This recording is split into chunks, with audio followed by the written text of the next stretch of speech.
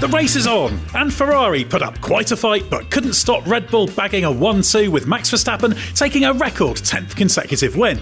But could Carlos Sainz have given a Tifosi the win they craved in the Italian Grand Prix? And what explains Ferrari's renewed turn of speed? I'm Ed Zhou, and joining us with all the answers from the Italian Grand Prix are Scott Mitchell-Malm and Mark Hughes. Well, Mark, we'll come to you first. You're joined by a special producer in the background who we've seen, but can you just lay the scene for us? It might explain any chaos that emerges. Yeah, well, it's Baxter the dog. He helps me with the podcast, and we do that special high frequency bit at the end of the podcast that humans can't hear. For the dog, so he just oversees that bit.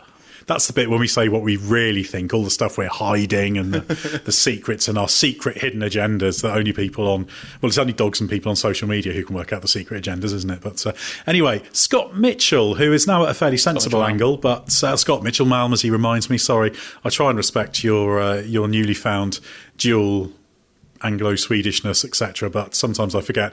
Scott Mitchell-Malm, my apologies, sitting at a normal angle now. You were reclining in an odd way. We've got a bit of a suboptimal setup. We haven't got enough chairs. No, we don't. As we sit here and record this in my hotel room, we do face a chair shortage. I've grabbed one of the stools to sit on, and I was trying to I put it up against the back of the bed and was trying to lean against the bed for a bit of lumbar support, but that was a terrible position to be in, so I've just switched now. I'm 90 degrees to the angle that I was at before, but I think it's going to really as you can tell by this engagement, this is going to make for some top quality podcasting, so imagine how bad it would have been if I was sat the other way. Yeah, if you were in that weird sort of sitting on a chaise long with no chaise long kind of thing, it wouldn't have worked, I don't think. But before we get into the main meat of the podcast, I think we should probably talk about Max Verstappen's record. 10 in a row, Mark Hughes. I'm delighted it's happened simply because it's an unequivocal consecutive wins record, and it gets rid of all those asterisks about Ferraris and the Indy 500, etc. This is absolutely 10 victories in a row, no question, the new record. Quite an achievement, isn't it? It is an amazing achievement, and I'm relieved more than anything that it's happened, because we would have had to start again. And it's not just a record for him, of course. It's a record 15 for Red Bull as well, and both astronomical achievements given the level, the standard of the teams that it's competing against. So you're delighted, Ed, and Mark's relieved. You both could have just worn orange on this podcast. Your Max Verstappen agendas are shining through. Exactly. Well, I've got a flare I'm going to let off midway through the podcast as well. But I think Baxter will like that. Oh, exactly. Yeah. Dogs and flares. That's not a good mix, but quite an exciting one anyway. Combustible, literally. But I think it's important to say, because everybody will be tempted. I understand why it's seen as boring and predictable, because it is quite predictable, and it's boring only insofar as the exceptional in sport can be boring, because it comes predictable. It takes so much to do this. Yeah, the Red Bull's a really good car, but Verstappen has been so good, and that team has been so good across the board. The package, no matter what's thrown at them, they're on top of it, and it's just not easy. Well, the thing that makes it sort of stand out to me, I kind of alluded to this, I think it was on our pre-Monza podcast, where in a way kind of wanted to see, like, for example, Red Bull do the unthinkable and win every race in a season, because flippantly we've sat through so much domination now. I kind of want it to be worth it. I want there to be something to show for it at the end in the form of something special, in the form of a record, and Max's 10 wins in a row is kind of part of that, right? So that's really special. Witnessing it's really special, and it's only boring or diminished in a way where you don't appreciate everything behind it. I think this is excellent in the same way I thought Michael Schumacher reaching 7 world titles was excellent. In the same way that I thought Lewis Hamilton becoming a centurion and poles and wins. So something that has never been done before. That's what's stunning, right? When you, it's not just, another really great thing's been achieved. It's another race victory. Red Bull's just racked up its X win in Formula One. This has never been done before.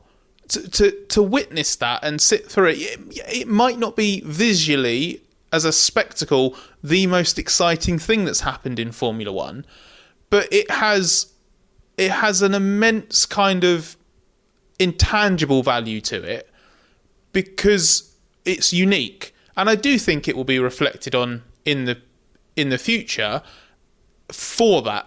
You won't think, oh, yeah, but how many of those races, weren't they so boring? What a boring season that was. There might be a footnote to it in people's memories, but the overriding achievement is that sensational one that we should appreciate. Yeah, exactly. And it's always the same.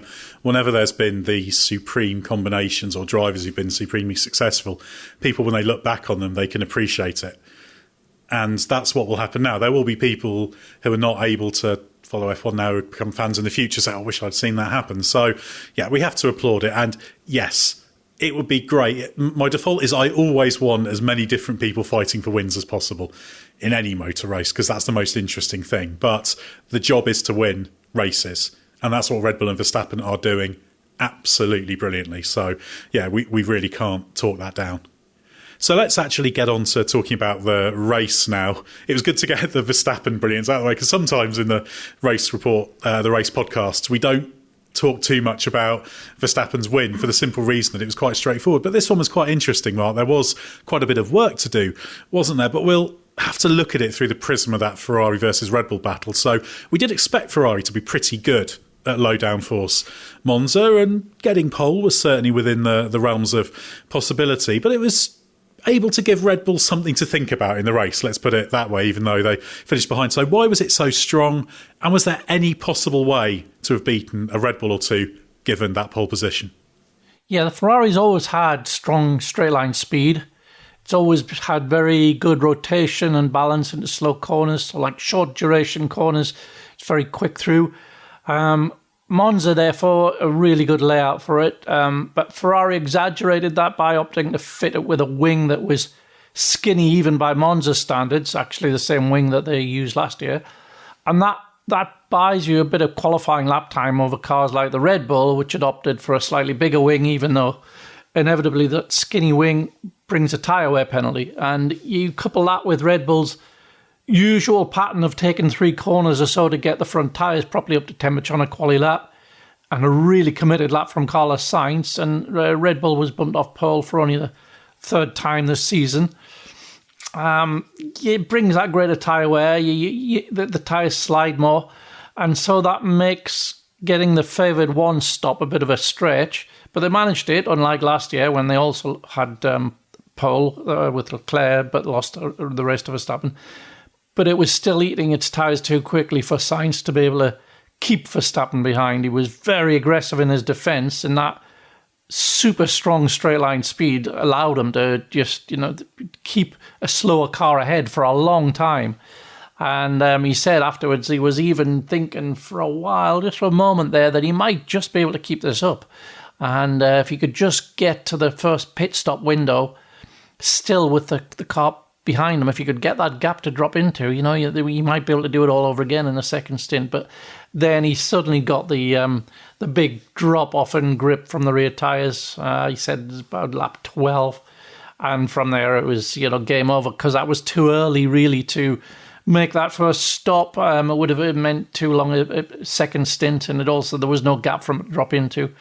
So I for that reason, I don't see that there was any way of Ferrari winning it, given that Verstappen was on top of the situation. He couldn't come in as soon as Verstappen had passed him to do the undercut, because, as I say, he didn't have the gap to drop into. The field hadn't spread very much by lap 15, and he'd come out behind Ocon and Bottas, so he wouldn't have been able to do the fast undercut outlap. And as I say, it would have been too long for a second set of tyres because of that high wear that the skinny wing had imposed.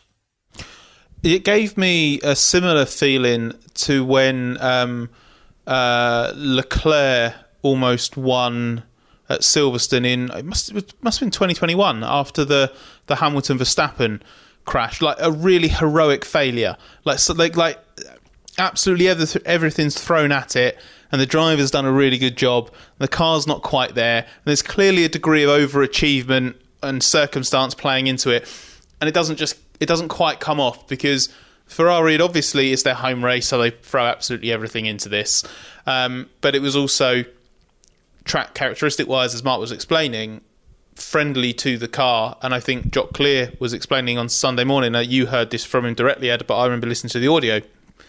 They obviously realised early in the season, they knew early in the season that they were strong on the low drag circuit, so it makes sense, it's logical to prioritise a full-on low drag special, a Monza special basically for the rear wing, just throw absolutely everything, because one, it's the home race, but two, it is probably the best chance if that is where the strengths of the car stack up.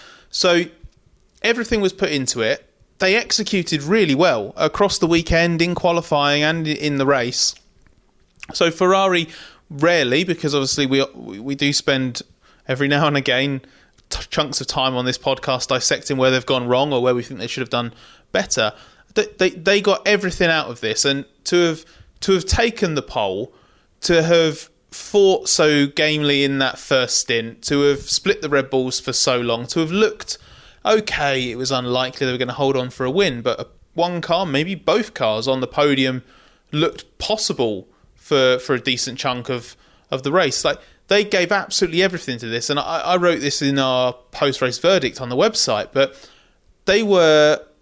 We owe Ferrari quite a lot, because this was the most entertaining race at the very front, and okay, there was a degree of fighting the inevitable, but they gave it a really good go, and after Sainz put in a really good performance at Zandvoort last weekend in a car that was really badly suited to the track and had so little to show for it in the form of a sixth in qualifying, fifth in the race, I think, to have then carried that into here and just performed exceptionally well, there was a lot about it to like, and they didn't need to complete the job for me to appreciate what they did and think, they gave it a red hot go, and fair play to them, because they did a really good job with it. Yeah, P3, P4, I think, for Ferrari was it's almost a class win, if you want to put it that way. And I think they made Red Bull work quite hard for it, even though it was always going to be a losing fight. Fred Vasseur, his first Italian Grand Prix, his first home Grand Prix as Ferrari team principal, was saying that he tried to keep everyone's expectations in check and say, same amount of points for Monza as everywhere else. But he was admitting it was quite hard when you've got all the tifosi everywhere not to get a little bit carried away from it. So I actually think it was quite good that Ferrari could execute well. I think this was a very good weekend for them, because it would be naive to imagine they'd somehow turn up here with a car that was quicker than Red Bull. But Mark, we should briefly also talk about Sergio Perez at this point, because obviously he was about 3.5 tenths off in qualifying, started fifth, made his way past Russell and then the two Ferraris. It took him pretty much the whole race to get up to second, but considering it's quite hard work to make the passes, pretty effective race drive from him, wasn't it? He got the second place that he's there for. Yes, that's the sort of job that's expected of him, and he delivered in this instance. And it took a while to get past the Ferraris, because, of course, the Leclerc had DRS from Sainz, from Verstappen, who was getting from Sainz, and then it swapped around. He still had the DRS, so it took him a while, but he did it. When he came past Russell said he could barely believe how much quicker it was than the Mercedes through Parabolica. So that it's a fantastic race car. And it's, as we touched on before, it's not at its absolute best in qualifying. And so, it was it gave Checo a bit of work to do, but he did it. So, yes, a perfectly okay sort of performance. I thought it was probably his best performance for a little while. I actually thought it was not by a huge amount, but I did think it was a better second place than the one he got at Spa, for example, just before the summer break, where there's on paper a Red Bull 1-2, and he's led for a while and just done a really good job, solid weekend. But this felt a bit more, earned. Feels like a slightly harsh way of saying it, but as we say, Verstappen showed against Sainz how difficult it was to get in front of a faster car on the straights.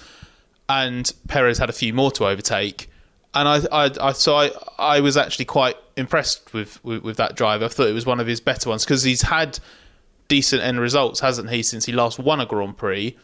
But the performances or the ways of getting there have been a bit sort of flaky or a bit harder than they needed to be, and yet it kind of was that way because of the qualifying result. But just the circumstances of everything, I thought it was a better kind of second than we've seen at some other races.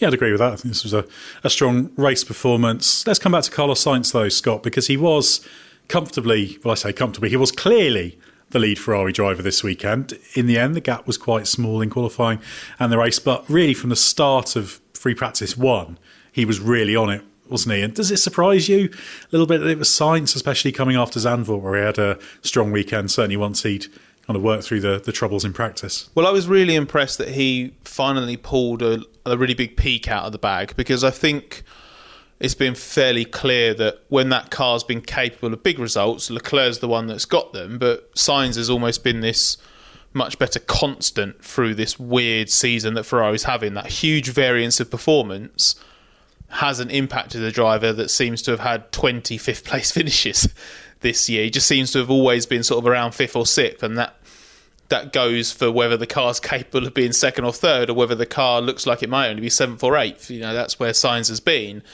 So to land a really punchy peak like this one, to get the pole in front of Monza, like whatever Sainz does for the rest of his Ferrari career, the rest of his F1 career, he's put a Ferrari on pole at Monza, and he's led for Ferrari at the Italian Grand Prix, which is amazing.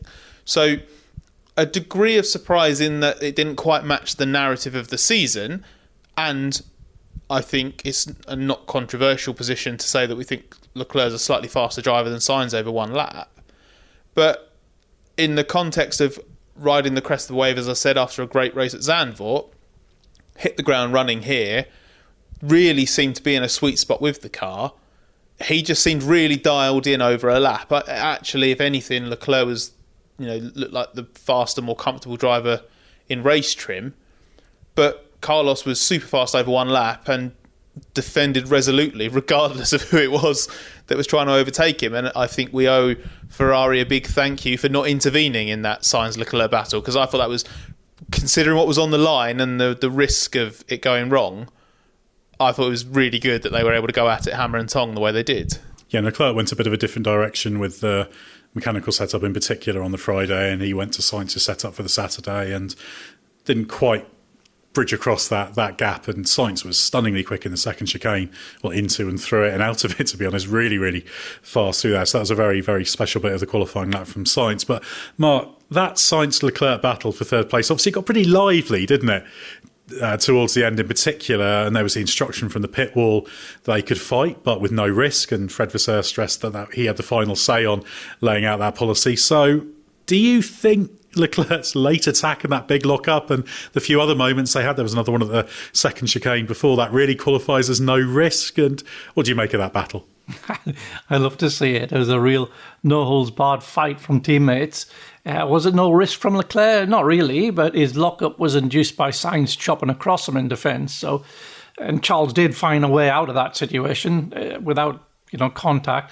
I loved that battle. It was fought with passion and pride, and Sainz had been the lead Ferrari driver all weekend. He'd taken the fight to Verstappen. He'd suffered greater tyre wear as a result, and he wasn't in the mood to surrender. And if they'd crashed, it would have been a big drama within the team. But as fans, I don't think we should be too concerned about that. Why watch a sport hoping that nothing happens and everything's managed well, like in a business? This is a sport between humans, and its essence became a bit more visible than usual. So, more of this sort of thing.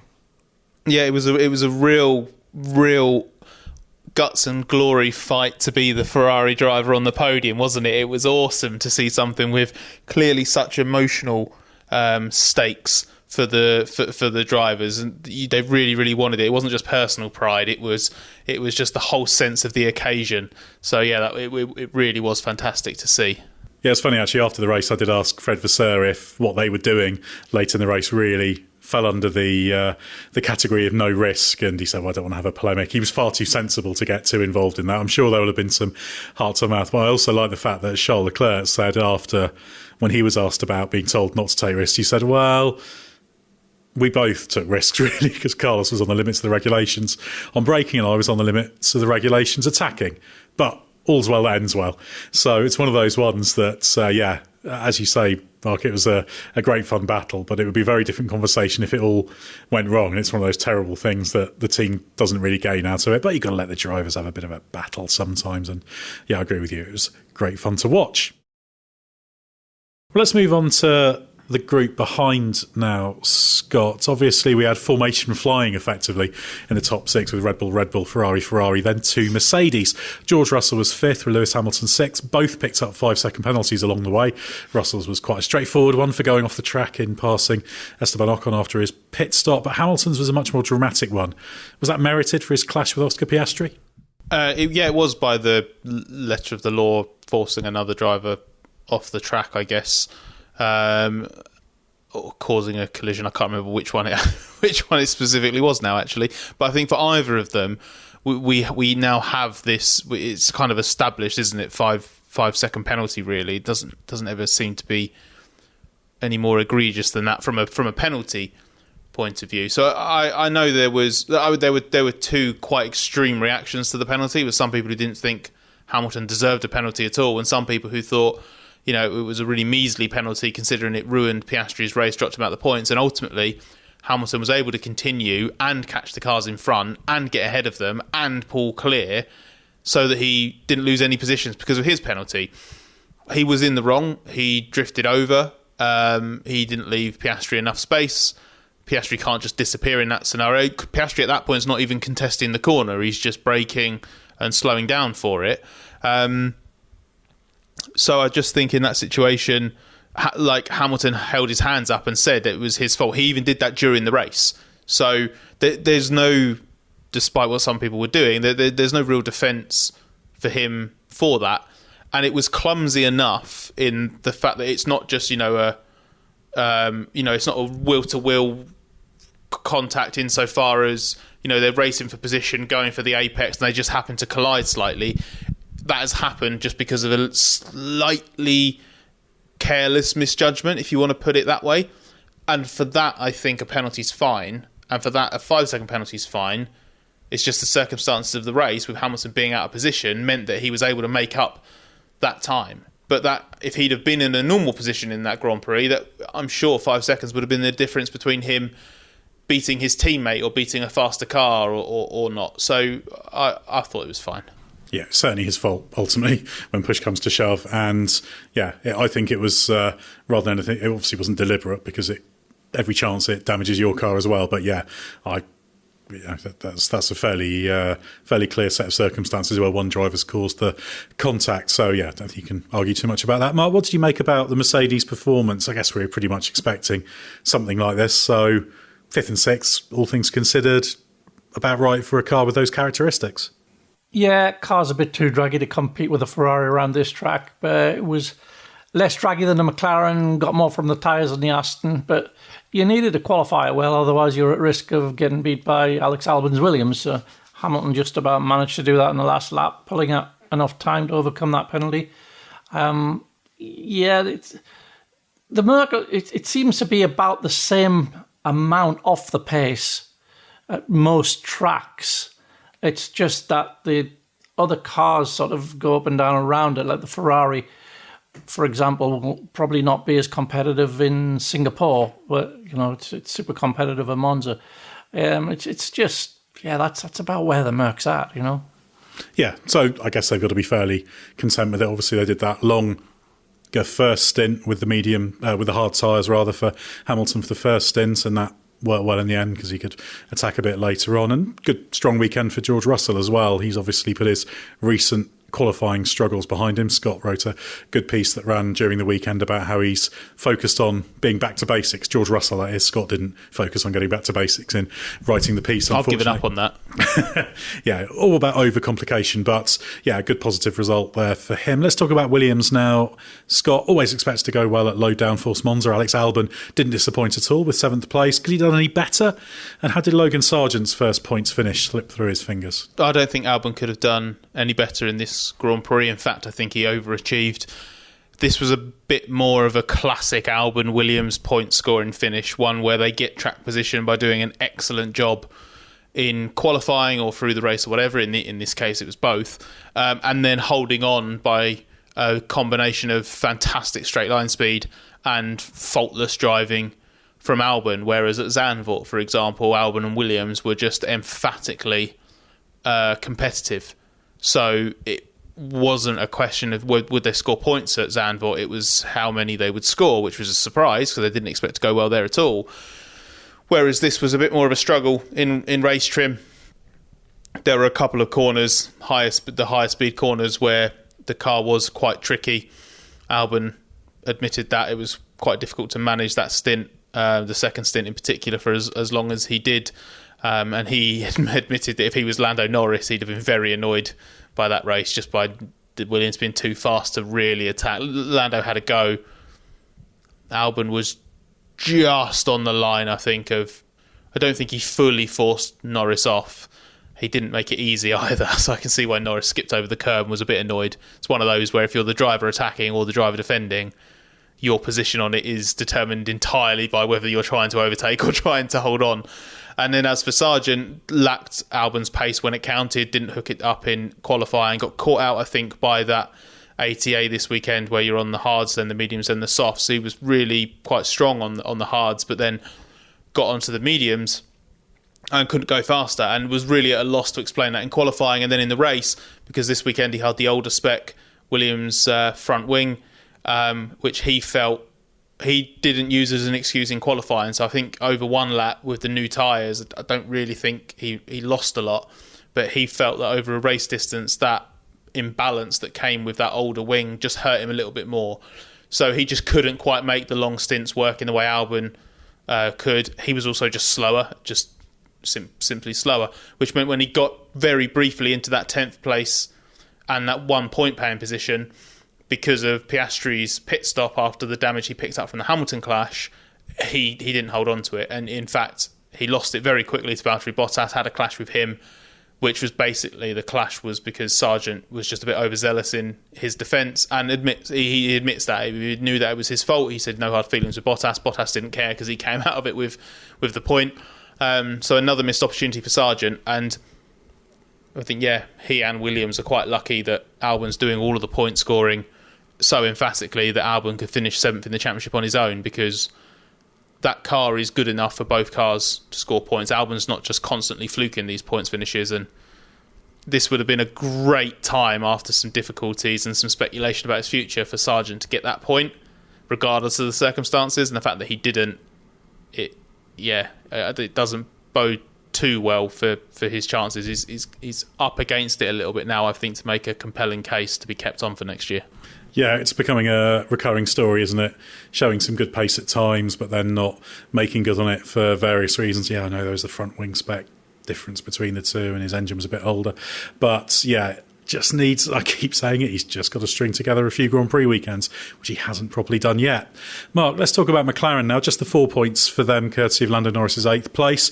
Was there any more in the car, or was the real drama just the fact that he and Oscar Piastri had that clash, the circumstances around which Andrea Stella, the team principal, said were unacceptable, because of course it also was related to the timing of their pit stops, doing the reverse order in terms of timing. So what did you make of all of that? Yeah, it was dramatic for the team, but I was just saying about the Ferrari guys, it's a sport and they're competing, and there are times when the drivers' interests diverge from those of the team. It's just part of the sport, and I don't think there's any more in the car than that. Obviously, they lost points through the incident because they should have had 2 cars scoring rather than just one. But the car wasn't at its best around Monza. They'd made a notice low drag wing. It was just an adaptation of an existing wing, sort of cut about and spaces at the outboard end to reduce the drag rather than a more time and cost intensive, very highly profiled wings. Their focus has been very much on the updates that came Austria and Silverstone on, and that's dominated their effort. So yeah, the outlier circuit, the wings for the 2 outlier circuits, Spa and Monza, was just not high on the priorities. It wasn't very efficient, and the cars were slow on the straights, hence why they couldn't pass Albon, even though they were probably significantly faster over the lap.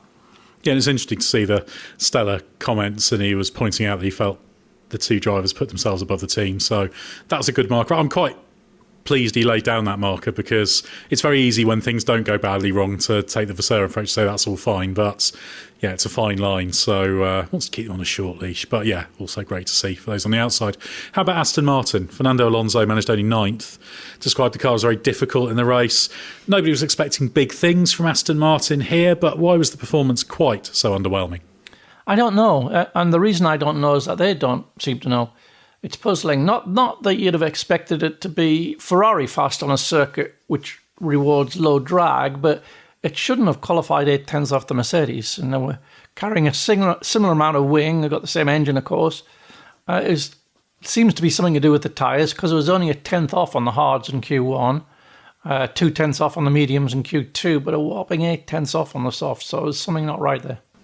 Yeah, it's very much a tricky one for them, because it was never going to be great, but yeah, just that little bit further off. And Alonso, actually, after the race, a lot of the drivers were looking quite hot because it was a hot day, hard work. But Alonso was saying, yeah, that was a tough one. That was hard work even for him. So if Fernando Alonso's getting out of the car and feeling like he's had to work very hard for a P9, you know it's not a great day for the team. And of course, Lance Stroll in the other car had a very difficult weekend. He was unlucky, sat out FP1, fuel system problem in FP2, and then he was massively on the back foot and didn't really go anywhere. Lost a couple of places on the last lap as well. But yeah, not a great weekend for him, although there were external factors for him in fairness. And Scott, we have touched on that battle for the final point, and various drivers were in it. You've explained how Sargent had it briefly and then Bottas got him. Should we focus briefly on Bottas? I guess that means we're safe from Valtteri Bottas sympathy corner, because that's the first Sauber point since the Canadian Grand Prix in mid-June. Yeah, happy for him, happy for the team as well, for Sauber's sponsor Alfa Romeo. It's a big race, and there was the launch of a new car in advance. They had the new livery on the car this weekend. The drivers were wearing bespoke special liveried race suits and had all sorts of stuff going on this weekend. So it was a really big one, and they were absolutely rubbish through practice. Zhou Guan Yu was telling me after qualifying that it was really only in qualifying that it started to feel a bit better. Even so, a points finish was looking extremely optimistic, but Bottas was rightfully very, very happy at the end of the race. It ends that drought, even though it's only a solitary point, and it's bittersweet because they'd have been clinging to the hope that just one big score would allow them to maybe jump Haas and even Williams and get 7th in the championship. And when you finally get back into the points, but Williams has another red letter day with Albon, like I say, it's bittersweet. But Bottas was definitely looking on the bright side of things. He was really happy with how it played out. I think they got the strategy really right on his side. A little bit of fortune, obviously, with things like the Piastri clash, but ultimately it was deserved. The team did a good job. Bottas clearly did a good job, and they turned around a weekend that was looking fairly mediocre at one stage. Yeah, and I think that team needs every little boost it can get, because it's been a long, hard season. And Bottas, although he's been a bit up and down this year, he has had some decent weekends that have gone very unrewarded and very anonymous. So, yeah, good for them. But we should also perhaps, Scott, talk a little bit about Liam Lawson. Obviously, he didn't score a point, but as you pointed out earlier, he has achieved something that's sort of big. I suppose so, symbolically. It's not coincidental, it's an incidental achievement, in that by finishing or being classified where he was, which was 11th, I think, after Piastri's penalty, Lawson is now ahead of Daniel Ricciardo, the driver that he replaced in the championship. Obviously, they've both now done 2 races each. Lawson has a best finish of 11th after today, and Ricciardo's was 13th in Hungary, because obviously the Belgian Grand Prix was what was the word, compromised one for him. So it means no, it doesn't mean that Lawson's done a better job in the 2 races he's done versus the 2 races that Ricciardo's done on the job he did there. It's just about how each individual race played out. What I will say is that it does show that Lawson's come in and done a very respectable job straight out the blocks, because you can't be in a position to inherit, quote unquote, 11th place in a Grand Prix purely by chance. Not unless there are 7 or 8 retirements, and it's quite chaotic. I thought Lawson did a really good job this weekend. He seemed to really sort of layer in the performance through practice. Neither AlphaTauri driver was particularly pleased in qualifying, despite getting quite close to Q3. He was close to Tsunoda on lap time. We have no idea what this AlphaTauri was capable of in the race in Tsunoda's hands, because obviously he didn't even get to make the start. But I thought Lawson did a really good job, and he was on an unorthodox strategy with that second stop late on. Christian Horner was asked about it in his press conference afterwards and raised an eyebrow when he was like, well, I need to check what the race analysis, because that strategy doesn't really make any sense, was basically the implication. But he said, that Lawson's given a really good account of himself, and I would agree. I thought this was a very, very strong first full weekend in the car. Yeah, Zandvoort was impressive in a different way, insofar as he had very little time to feel his way in and just looked comfortable, gave it a bit of a go at times. But that's a very different bar to clear. And I think what I wanted to see this weekend is him taking a step on that, showing a bit more pace, putting together a sort of more normal weekend. And yeah, I think this is another good step from Lawson. He's certainly advancing his case for a race drive so far, and sounds like he'll get a few more races at least. But yeah, bad luck for Yuki Tsunoda, though. That's not even making the grid, but he was a little bit disappointed in terms of how he qualified. He felt he could have got into Q3, and obviously he was extremely close to Q3, so difficult weekend for AlphaTauri. Well, our now traditional final section is devoted to questions from the Race Members Club. Head to therace.com and click on Join the Race to find out more. And thanks to everyone for your support and your questions. And Scott, you're up first with a question from Kieran Holden, who says, I find Liam Lawson in his short career so far to be mightily impressive. If Daniel Ricciardo and Tsunoda fill those AlphaTauri seats next year, where would Liam Lawson go? Well, I'm not going to take credit for this. I'm going to give credit to our colleagues Josh and Val, because I think this came from a discussion in our online comms system during, was it qualifying? I don't think this was a race conversation, was it? I think this is from qualifying. And it was basically suggested that if you're Red Bull and you don't have that AlphaTauri seat to give Lawson next year, or you really want to put Ricciardo in alongside Tsunoda or whatever, and if you're Williams and you really think you need to replace Logan Sargent, there's a conversation to be had there, because Sargent, my concern is, I feel like Lawson at Monza did, in qualifying and the race, what Sargent hasn't done all season in a car that he's very familiar with. And it was an indication of what is possible for a driver to achieve when they're quite confident, quite happy, and obviously quite good. Lawson's not gone in and, suddenly piled in a mega points finish or anything like that, but he's got relatively close to the maximum of the car, or got close to the established teammate. And Sargent's never done either of those things emphatically. So Red Bull need to find this guy a full-time F1 seat next season. If he's going to get Singapore by the sounds of it, and it sounds like he might get Japan as well. So he's going to have 4 Grand Prix, 3 really, because I don't think you can count. I think it's unfair to count Zandvoort. 3 full Grand Prix weekends show what he can do. If the other 2 are anywhere near as good as this weekend, because those tracks will be a bit trickier, even though he knows Suzuka very well from Super Formula already, I think you have to find him a full-time F1 seat next year. And in that situation, a loan deal, send him into Williams for a year or 2, could work for all parties, because it's a very, very small sample set, I will admit this.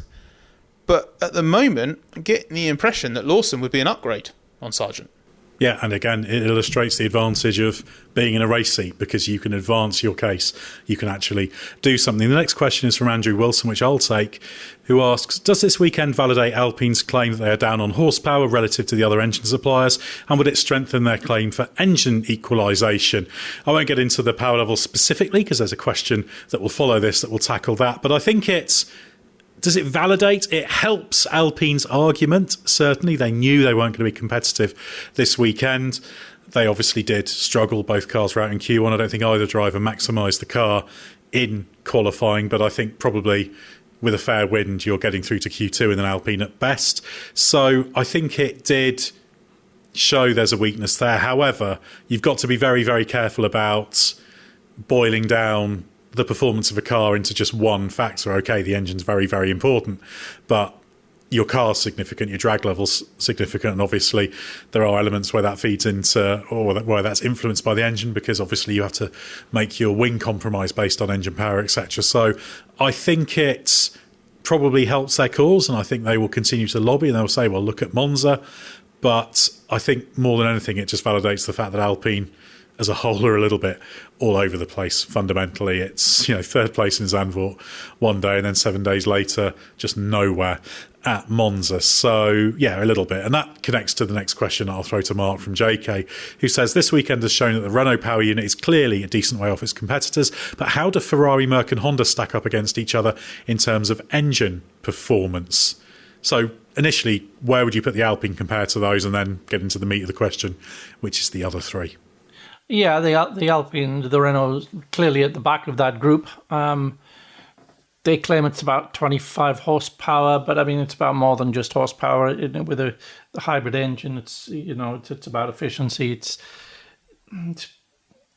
There's people inside the team reckon it's probably 4 or 5 tenths off a cutting edge engine.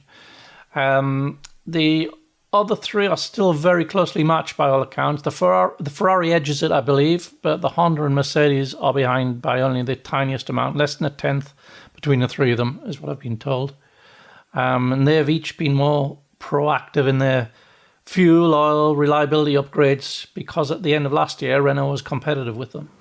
Next question for you, Scott, comes from Francis Cheer, who says, are 5-second penalties appropriate in all the situations that arose in this race? Seems to me the perpetrators got off lightly. We've touched on this, I know, but the general point of 5-second penalties? Yeah, I understand where this is coming from, because it basically adheres to the principle of does the punishment fit the crime, right? And the difficulty is that there is, generally speaking, an effort to punish the offence rather than the outcome, so you don't take the circumstances into it. And I can't remember if I've said this on the podcast before. I'm pretty sure this is consistent with what I've said a few times now.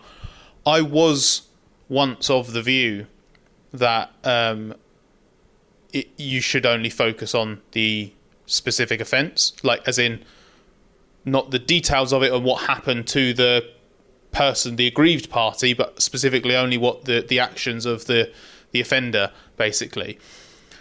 And I still believe in a racing context that is broadly an okay principle to try and follow, because otherwise tiny errors in judgment that do cause big things will get disproportionately punished. Someone that, because someone's moved in front of them, whatever, and like breaks their front wing, if they break their front wing on someone's left rear tyre and that causes that person's left rear tyre to suddenly deflate while braking for turn 1 at the start, and then that car flies into the pack, like that, if you're judging it by the consequences, and the guy who starts that by hitting the person's tyre should get like a race ban or something because they've caused this massive Romain Grosjean style Spa 2012 shunt, and that's not right. But there is an element of you do risk a scenario where people play the penalty that they think they're going to get. I have a sneaking suspicion that's kind of what happened with Russell, with the Alpine, for example, where if you think worst case scenario, all I'm going to get for doing this is 5 seconds, but I've got 10 or 15 seconds on the person I'm really racing behind, then it's worth the trade-off, right? To get the clear air and then run the race as it seems. So what I think there needs to be is a little bit more freedom in the use of because they actually do have a little menu of options available to them for any of the offences and penalties they dish out. And maybe a little bit of variety of using that wouldn't go amiss, because it's a little bit like when we talk about the cost cap, right? Where we say that the reason that you don't know what the penalty is for breaching the cost cap is because then you can't play your penalty against what you would gain from breaking the rules. And I think it should be the same in racing. Yeah, I think that's an important point you made there, and it's not necessarily one size fits all. Next question I'll take from Mike Meredith says, what a fantastic achievement. 10 race wins in a row for Verstappen and Red Bull. Team and driver are completely dialed in, and the rest of the field look like they are in a different formula. How do we stop this from ever happening again, though? Rule changes, more spec parts, reverse grids, ban Adrian Newey. This kind of dominance must be hurting the sport, and as a fan since 1995, I find myself less and less inclined to dedicate an afternoon to Formula One, knowing that there will be an inevitable outcome. Well, I get what you're saying, and I get why you're saying it. It is unfortunate when it feels predictable. As I said earlier, exceptional performances in sport can look boring, and the exceptional can be made to look boring, and you want to see close competition. But I don't think you can do anything to stop it, or rather I don't think you should do anything to stop it, because philosophically, if you have a sporting competition at its pure centre, you have a set of rules that people are playing to, and if one competitor does a clearly better job than the rest, they are better at the sport than the rest, then they should dominate. If you don't have that, you don't have a sport, do you? And we see performance balancing and that kind of thing in other categories. I wouldn't want to see that. Now, rule changes, well, you can change the rules, shuffle the pack. Who knows what happens? Rule changes for this year, there was a suggestion it might have hurt Red Bull. It helped them, just creates an opportunity. The best team can still gain from it. More spec parts, well, you can have a spec car. Look at F2. There's still big teams and small teams there, and a performance spread. Reverse grids. Well, reverse grids, I think, are about making winning more complicated rather than changing necessarily who wins, because the quick cars will still come through from the back, but it just changes the approach. Just look at short oval racing for that. But Adrian Newey, well, I know that's a flippant one, but there's an element there of what other teams can learn from what Adrian Newey offers, but there's not many Adrian Neweys around. So, yeah. Is it hurting the popularity of the sport? Probably, but you've got to have a sport. You can't fix it to be what you want. And if you try to fix it to be what you want, there's a good chance it backfires. Hopefully, we won't see these spells of domination, but you say you've been a fan since 95. Well, Ferrari have had their spell of dominance in that. Red Bull have had their first dominance. Mercedes, then back to Red Bull again. Sometimes it's a fact of life, much as we'd like it to swing from one year to the next. But I would say the rules and the cost cap and the Concord Agreement, etc., everything is geared towards broadly starting to level up the performance potential of the teams. It's going to take a long time for that effect to happen. It's glacial progress, but it will happen. And if the more teams you have that have similar performance potential because of their resources, what they've got, etc., the more shifting around or shuffling around you are likely to see down the line. It's going to take time, and there will always be some teams that are better than others. Mark, the next question for you from Niels Join. Apologies if I've mispronounced that. Is there any driver in recent history that has been this consistent as Max Verstappen has? And could you say that his consistency is probably his greatest quality as a driver? He's performing at an incredibly high level very consistently, and I think that's the crucial bit. And I'd say it's his level, which is his greatest quality, the level he can reach. But yeah, to be able to sort of produce that race in, race out, very, very close to that peak all the time, that's what's remarkable. And I mean, he's been super consistent really since the second part of 2018. And with a car this good, there's no one to pressure him into the sort of ragged zone he got into in late 21, but even that, he was desperately trying to overcome a Merc, which by then was faster, and he was deliberately, almost as a strategy, consciously pushing against what is permitted rather than it being pushed into errors. So no, I think he's performing to a remarkable level, but he has been for quite a few years now, I would say, and all you're seeing really is a progressively more competitive Red Bull. Next question to you, Scott, from Kieran Fletcher, who says, Ferrari broke the rules in Q1 and should have been punished. Is this the stewards not wanting to stir up trouble at the Italian Grand Prix? If I was in charge, I would run it with an iron fist, 5-place grid penalty. This is about the lap time delta on prep laps. I understand where that comes from, because sometimes with this kind of thing, there is a belief that it's a slam dunk. There's a clear time that you need to respect. The time's not been respected, therefore it's a penalty. But it is also very clear that the stewards will take into account the specific circumstances of each incident, and sometimes there are mitigating factors that mean breaching that reference time. It's okay. It's basically designed to stop dawdling for the sake of dawdling and doing anything dangerous. It's a means of basically enforcing that. I can't remember, is it in the sporting regs or the International Sporting Code or both, about driving unnecessarily slowly, basically. It's basically about enforcing that. So they looked at it, they decided that the specific circumstance of that incident didn't constitute what that rule is designed to police, therefore there was no further action. So I understand why a lot of people interpreted it as, it's a lot more convenient if we let Ferrari go here, but I don't think that came into it at all. I'll take the next one from Ranveer Menon, who says, is there any truth to the rumours about Zhou's future being uncertain? It would be quite a late twist, given we all thought his contract situation was a formality. Well, yes, it is uncertain. He hasn't got a deal yet for next year. He also hasn't not got a deal, if you see what I mean. So he's being told that they want to see a little bit more pace. He's admitted that before, but at the same time, he'll probably think, well, I've shown some quite good pace, but he had the problem at the start, at the launch in Hungary. That wasn't down to him, and obviously the strategy at Zandvoort wasn't great, and he was a little bit unlucky qualifying here. But yeah, ultimately, I think the team are looking around. Well, I know the team are looking around. They're seeing who's out there.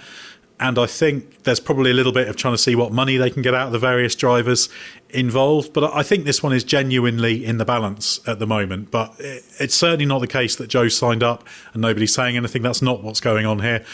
Zhou is waiting on knowing what's going to happen. So Sauber need to take a decision. And personally, I can't see an outstanding alternative at this time. Although you look around, talk about loan deals for Liam Lawson, Teo Pescher is Sauber aligned, so there's options out there. So yeah, we'll see how it goes. I think they'll just want to see a little bit more performance and maybe even a little bit more money out of Zhou, who offers quite a lot because he's a good, sensible driver. He's clean. He works very well with the team. They really like the way he works with his crew. So there's some pluses to Zhou, but yeah, it's not done and dusted, and that's going to continue to be a question until he signs on the dotted line.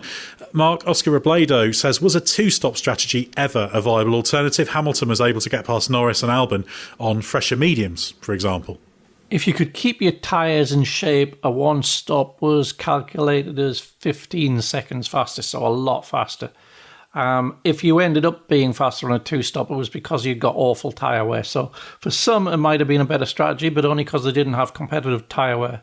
Hamilton did get past Norris and Albon, but I don't think that was as much to do with the tyre differential as it was to do with the Merc was just a faster car than the Williams, and the McLaren was being held to the Williams speed because it was slow on the straight and couldn't overtake on the straight. So that was sort of keeping Lando within Lewis's range after he lost a lot of time. With how the hard tyres were behaving.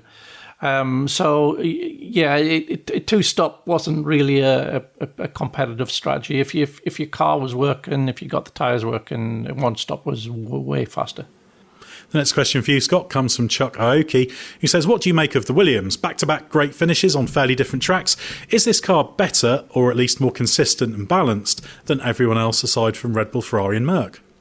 Oh, that's a big claim. I don't say that to be dismissive of it. It's a very interesting one. The Zandvoort performance is really interesting, isn't it? It's such an anomaly against the season, but also against their own expectations. And then when you look at actually where Albon's been now for quite a while, there's a few tracks that you'd have assumed, this will be one. They just seem to go into weekends going, this won't be us. And there he is again, knocking on the door of Q3, knocking on the door of a points finish. And that combination is the most impressive giant killing of the season, but we're still sort of judging it on the basis of our pre-season expectations and the expectations of the team. And this is a car that was ultimately designed on the watch of a technical director that was binned and head of aero as well, or chief aerodynamicist, whichever title they had last year, and still doesn't have has an interim technical director, and they've just finished recruiting their new chief technical officer. It's clearly quite good, and I wonder if constantly judging the achievements off the pre-season expectations wrong, in the sense that actually is this not just between the 4th and 7th fastest car in F1, depending on the given track. Doesn't feel like the 9th or 10th fastest car, which until about, I feel like race 8 or 9, Albon kept saying, I think we are actually only 9th or 10th fastest, we're just overachieving. But now it kind of feels like it's not, like the bar's been raised. it's certainly tightly packed on that part of the field, and they've got a very good driver in Alex Albon who's doing an extremely good job. The next question from Christopher Parrott asks, how big a wrist slap will the McLaren boys get for their contact today? Well, yes, Andrea Stella wasn't very happy, and I think in all seriousness, the team will say, come on, guys, you cannot do this. If there's one thing that winds up a team, it's two drivers tripping over each other when it's not really critical to the mission. Just about like with Ferrari. Ferrari as a team, okay, there's people on different sides of the garage, etc. But P3, P4 is P3, P4, whichever way round you are. And you don't want to jeopardise that with what you're doing. I do think what Stella is doing is probably laying down a marker for the future, because if you take the all's well that ends well approach with this, as it did for McLaren, then there's the risk of escalation. He'll just want that in the back of their mind next time. Yeah, don't do that. I think it's quite a good low-stakes opportunity for Stella to make his point. So, yeah, I think that there will be a proper wrist slap for them. Nothing tangible, but just a good proper, come on, you can't do this. And it's an interesting little subplot for the future, isn't it, the battle between those two drivers, because Piastri's coming on well, and we know how good Lando Norris is. Next question, Mark, on a similar note, is from Danny Elliott. He says, do you have any thoughts on McLaren's decision to pit Norris before Piastri? It put Piastri in a very difficult position. Norris couldn't dispatch Albon, and I thought the undercut wasn't necessary. They looked equal on pace. Was this the case? Yeah, I mean, this sometimes happens. It usually happens when the guy behind is at risk from the car from the other team behind him. And so you have to react first with that in order to protect you. Say you're running 8-9 and your 9 is under threat from another team. You might invert your own running order by getting in there to protect from that undercut threat from the other team, but you're still running 8-9. You've just swapped your drivers around, so that's better than running 8-10. And I think this is probably all that's happened. Alonso was behind, making Norris a bit vulnerable, so they brought Norris in and immediately followed by Piastri, and it had the effect of switching them around. I think they did look pretty equal on pace, although earlier in the race, Lando was, of course, insisting he could go quicker, but you quite often see that as well, and it's not always the case. So, yeah, just one of those situations. I don't think there's anything political to read into it. Next question for you, Scott, from Christopher Partridge. Why was Sergio Perez so timid into turn one, consistently outbrake by rivals when going wheel to wheel? I think it was a little bit of discretion being the better part of valour, to be honest, because we saw a few times, didn't we, how many, you're piling in on the outside, and the idea is that you then try and hold the line into turn two, the second part of it, but you just get run out of road, or you outbrake yourself and go straight on. So I felt like to get the move done into turn one, you had three options. One, you got a good enough run that you were able to get past early enough on the straight, or challenge early enough on the straight to get to the inside, and then have the inside for the braking zone. Fly past on the outside so far ahead that it didn't matter where the person on the inside brakes because you were miles into the corner, or be so far alongside on the outside that you could properly contest it into the braking zone, and you couldn't be forced wide, basically. And I think those timid moments came when it wasn't, conclusively Perez's corner. I felt like he was stretching the limit of, this is a polite way of putting it, stretching the limit of what is being forced off the track sometimes. But I maybe could have been a bit more aggressive. But I think it's a matter of biding your time, because you've got the faster car, and therefore you're just trying to pull it off in the kind of the safest way possible, I suppose.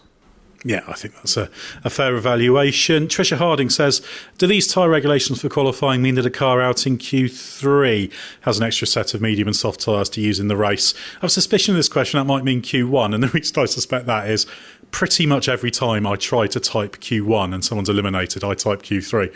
I may have even originated this problem in our list of questions, but I'll answer it properly. With the ATA, obviously, there's no difference in tyres depending on where you get through. Obviously, you've got to use the hards in Q1, the mediums in Q2, the softs in Q3, but you don't get any extra tyres. And also, yes, if it's the question that if you go out in Q1, you have more fresh tyres, yeah, you do, just as with the normal tyre allocation. So, for example, just to pick out one of the Q3 eliminated drivers.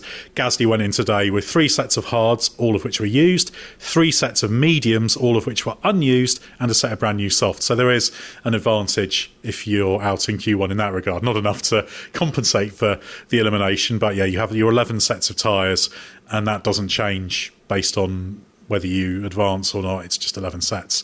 So I hope that answers the question. Apologies if I've confused that question. Mark, the final question for you from Urban Strenchan says, what happened to Lewis Hamilton? Because he complained so much about the stability of the car. Lewis just didn't get the car in a sweet spot at all this weekend. It's not an easy car, as we know, but George just did a better job with it. And so a poor qualifying slot led the team to offset his strategy with the hard tyre, starting on the hard tyre, and that made it an even more difficult drive. And then, of course, he got the running in the pack with it on a hot day. He got the brake disc was overheating, and they were thinking of having to retire it at one point. It would have done 2 more laps, apparently, that brake disc. Just not one of his best weekends, and couple that with the error in his manoeuvre on Piastri, and it's been just a scrappy weekend. One I'm sure he'll be keen to move on from. Well, thanks very much to everyone for your questions. And, of course, thanks to Mark and Scott for your insight. Head to therace.com and don't forget the hyphen. Loads to read there all about the Italian Grand Prix and, obviously, as we move towards the Singapore Grand Prix, because the F1 world never stops. Check out our other podcasts, including Bring Back V10s, our Formula E podcast, IndyCar, MotoGP, the Gary Anderson Show, as I like to call it. Well, it was called the Gary Anderson Show a long time ago, but actually it's the Race F1 Tech Show now with Gary Anderson. Lots to listen to, and also have a look at our YouTube channel as well. Well, we're now turning our attention to the next run of 8 more races that Red Bull are going to try and win to have an unprecedented clean sweep. So stay with us for everything you need to know from the world of Formula One.